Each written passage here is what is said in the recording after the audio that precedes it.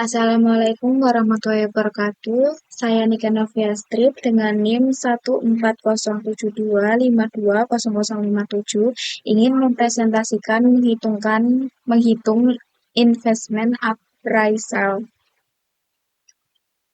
Yang pertama, saya akan menjelaskan pengertian investment appraisal.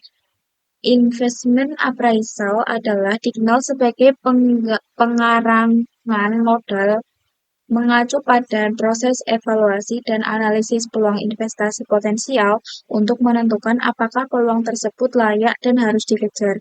Hal ini melibatkan penggunaan teknis analisis keuangan dan ekonomi untuk memperkirakan biaya dan manfaat dari investasi yang diusulkan dan untuk menilai potensi dampaknya terhadap kinerja keuangan organisasi dan nilai keseluruhan.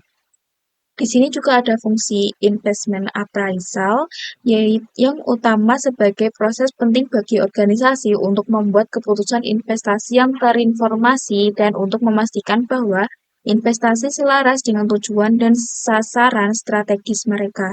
Ini membantu organisasi untuk mengevaluasi peluang investasi, menilai potensi risiko dan manfaat investasi, dan mengidentifikasi alternatif investasi yang paling layak akan berkontribusi pada kesuksesan jangka panjang mereka.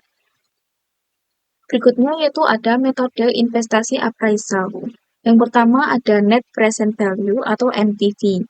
Metode ini menghitung nilai sekarang dari arus kas yang diharapkan selama masa investasi, dikurangi investasi awal. Jika hasilnya positif, maka investasi dianggap layak. Rumusnya yaitu NPV sama dengan jumlah CFT per 1 tambah RT kurang I0. Keterangannya CFT sama dengan arus kas tahun ke T, R sama dengan tingkat diskonto atau bunga, yang I0 sama dengan investasi awal. Selanjutnya ada Internal Rate of Return atau IRR. Metode ini menghitung tingkat pengembalian yang membuat nilai sekarang dari arus kas yang diharapkan sama dengan investasi awal. Jika IRR lebih besar dan tingkat pengembaliannya yang disyaratkan, maka investasi dianggap layak. Rumus pendekatannya yaitu IRR sama dengan I kecil 1 tambah tanda kurung NPV 1 per NPV 1 kurang NPV 2, tanda kurung I kecil 2 kurang I kecil 1. Keterangannya, I kecil 1 sama dengan tingkat bunga pertama, I kecil 2 sama dengan tingkat bunga kedua. NPV 1 sama dengan NPV positif, NPV 2 sama dengan NPV negatif. Selanjutnya ada payback period. Metode ini menghitung waktu yang diperlukan untuk arus kas masuk yang diterapkan sama dengan investasi awal. Jika periode pengembalian lebih pendek dari periode waktu yang ditentukan, maka investasi dianggap layak. Oleh karena itu, menghitung payback period merupakan salah satu hal yang perlu diperhatikan. Rumusnya yaitu PP sama dengan investasi awal per arus kas per tahun. Jika arus kas tiap tahun berbeda, maka PP sama dengan N tambah sisa investasi per arus kas tahun berikutnya. Selanjutnya adalah Accounting Rate of Return atau Accounting Rate of Return atau ARR. Metode ini menghitung laba tahunan rata-rata yang dihasilkan oleh investasi, dinyatakan sebagai persentase dari investasi awal. Jika ARR lebih besar dari tingkat pengembalian minimum yang ditentukan, maka investasi dianggap layak.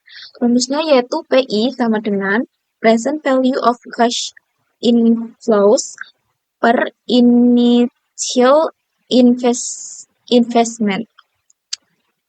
Yang terakhir ada Profitability Index atau PI.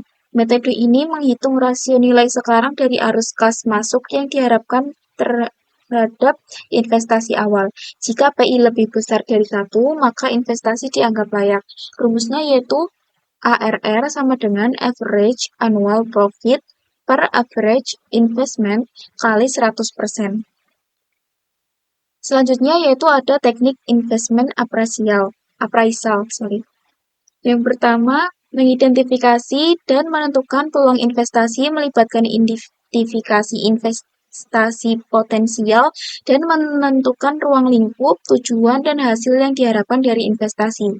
Yang kedua, mengumpulkan dan menganalisis data yang melibatkan pengumpulan dan analisis data relevan seperti data keuangan dan ekonomi, data pasar, dan data operasional untuk memperkirakan biaya dan manfaat investasi. Yang ketiga ada mengevaluasi alternatif investasi yang melibatkan membandingkan dan mengevaluasi berbagai alternatif investasi berdasarkan perkiraan biaya, manfaat, resiko, dan faktor lainnya. Yang terakhir, memilih dan menerapkan investasi yang melibatkan pemilihan alternatif, investasi yang paling layak, dan menerapkan rencana investasi, termasuk mengamankan perdanaan, mengalokasikan sumber daya, dan memantau kemajuan. Terima kasih presentasi dari saya. Wassalamualaikum warahmatullahi wabarakatuh.